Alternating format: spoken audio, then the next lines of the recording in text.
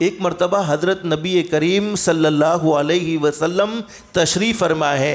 एक गरीब सहाबी अल्लाह के नबी हज़रत मुहम्मदुर रसूलुल्लाह सल्लल्लाहु अलैहि वसल्लम की खिदमत में आए और फरमाया, अल्लाह के नबी, मैं मज़दूर आदमी हूँ, गरीब आदमी हूँ, मेरे पास एक ऊँट भी है, मज़दूरी करता हूँ और अपने ऊँट का पूरा पूरा ख्याल रखता हूँ। लेकिन अल्लाह के नबी, कभी कभी ऐसा होता है कि रात को मैं सोता हूँ। सहाबी कह रहे हैं, अल्लाह के नबी, कभी कभी ऐसा होता है रात को मैं सोता हूँ तो मेरा ऊँट ऐसी सख्त और ऐसी डरावनी आवाज़ें निकालता है जिसकी वजह से मेरी नींद ख़त्म हो जाती है, मुझे सुकून की नींद नहीं आती है। हदीस शरीफ में हज़रत नबी करीम सल्लल्लाहु अलैहि वसल्लम ने फरमाया, अरे मेरे साहबी, हमने आपकी बात को तो सुन लिया, अब आपके ऊँट को बुलाओ, हम आपके ऊँट की बात को सुनेंगे।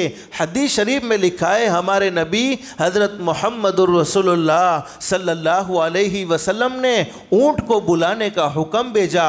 ऊँट दौड़े दौड़े हज़रत नबी करीम सल्लल्लाहु अलैहि वसल्लम की खिदमत में आया और इस तरीके से अदब से बैठा जैसे हम अत्तहियात में अदब से बैठे हैं, वैसे अत्तहियात में हम अदब से बैठते हैं। इसी तरीके से हमारे नबी के सामने आकर वो ऊँट बैठ गया और हमारे नबी हज़रत मुहम्मदुर रसूलुल्लाह सल्लल्लाहु अलैहि वसल्लम ने ऊँट से फरमाया कि ये क्या मामला है, मैं तेरे मालिक की शिकायत सुनता हूँ कि तू अपने मालिक को रात को सोने नहीं देता। ये ताज्जुब की बात नहीं है, अल्लाह के नबी ने ऊँट से कैसे बातें की होगी।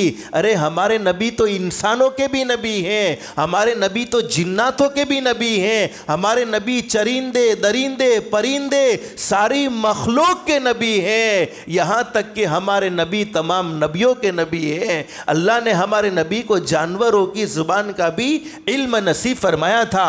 अब हमारे नबी ने ऊँट से कह दिया, ये क्या मामला, मैं तेरे मालिक की शिकायत सुनता हूँ कि तू अपने मालिक को रात को सोने नहीं देता। ऊँट की आंखों से आंसू के कतरे जारी हो गए और ऊँट ने रोते हुए हज़रत नबी करीम सल्लल्लाहु अलैहि वसल्लम से फरमाया, मेरे महबूब, मेरे मालिक तो बहुत अच्छे आदमी हैं, मेरा पूरा पूरा ख्याल भी रखते हैं, मुझे अच्छे से अच्छा खिलाते भी हैं और मुझसे काम भी लेते हैं। लेकिन अल्लाह के नबी, कभी कभी ऐसा होता है मेरे मालिक मगरिब की नमाज़ पढ़ते हैं, मगरिब की नमाज़ पढ़ने के बाद खुद खाना खाते हैं, मुझे भी खिलाते हैं। खाना खाने के बाद कुछ देर कमर सीधी करने के इरादे से लेटते हैं, जैसे हम लोग सहरी खाकर लेटते हैं ना, कमर सीधी करने के इरादे से।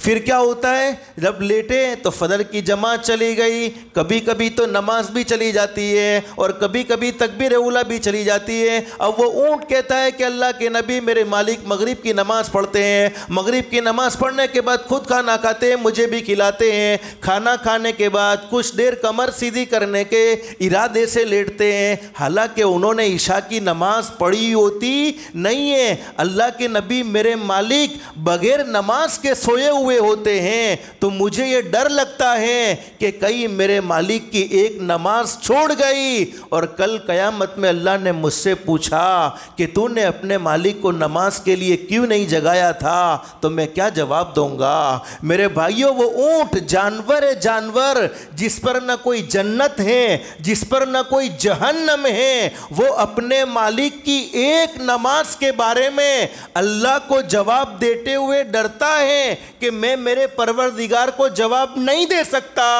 और हम मुसलमान हैं, हमारे आका हज़रत मुहम्मदुर रसूलुल्लाह सल्लल्लाहु अलैहि वसल्लम के शान वाले उम्मती हैं, फिर भी हम अपनी ज़िंदगी में कितनी नमाज़ों को छोड़ते चले जाते हैं। कभी भी ये खौफ नहीं हुआ कि हम अल्लाह के सामने क्या जवाब देंगे। और एक रिवायत में यहाँ तक मौजूद है, वो ऊँट कहता है, अल्लाह के नबी, मैं आवाज़ें इसलिए निकालता हूँ कि मेरे मालिक बगैर नमाज के सोए हुए होते हैं, मुझे डर लगता है कि कहीं अल्लाह का अज़ाब नाजिल हो जाए और अज़ाब का मुस्तहिक मैं भी न बन जाऊँ।